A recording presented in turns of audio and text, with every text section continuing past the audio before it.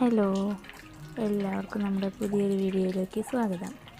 നമ്മളിന്ന് ഉണ്ടാക്കാൻ പോകുന്നത് കാച്ചിയ എണ്ണയാണ്. അപ്പോൾ അതിനാവശ്യമായിട്ടുള്ള സാധനങ്ങൾ എന്തൊക്കെയാണെന്ന് നമുക്ക് നോക്കാം. കുറച്ച് കറിവേപ്പില വേണം, പിന്നെ അതുപോലെ തന്നെ കുറച്ച് തുളസി ഇല, അത് നമ്മൾ പറിച്ചെടുക്കുന്നുണ്ട്. എന്നിട്ട് നമുക്കിതൊക്കെ ഒന്ന് ക്ലീൻ ആക്കണം. ഈ രണ്ട് സാധനം ക്ലീൻ ആക്കി വയ്ക്കാം. പിന്നെ ഒരു ചെറിയൊരു സ്പൂണ് ഉലുവ, ഇത് മൂന്നും നന്നായിട്ട് വെള്ളം കൂട്ടാതെ നല്ലപോലെ പൊടിച്ചെടുക്കണം. എന്നിട്ട് ഗ്യാസ് ഓണാക്കി ഒരു ചട്ടി വെച്ച് എണ്ണ ചൂടാക്കാൻ വയ്ക്കാം. എണ്ണ ചൂടായതിന് ശേഷം നമുക്ക് ഈ മിക്സൊക്കെ ഒന്ന് ഇട്ടെടുക്കാം. എന്നിട്ട് നല്ലതുപോലെ ഒന്ന് ഇളക്കി കൊടുക്കുക.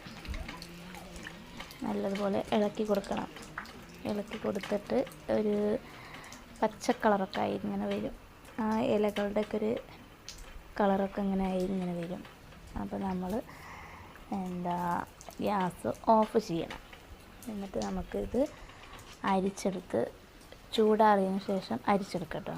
ചൂടാറിയതിന് ശേഷം അരിച്ചെടുത്ത് നമുക്കൊരു ബോട്ടിലേക്കൊക്കെ ആക്കി വയ്ക്കാം. ഇപ്പം ഞാനിതാ കുട്ടിയുടെ തലയിൽ നല്ല മുടി കൊഴിച്ചിലൊക്കെ ആയിരുന്നു. അപ്പോൾ ഈ എണ്ണ തേച്ചിട്ട് നല്ല കുറവുണ്ട്.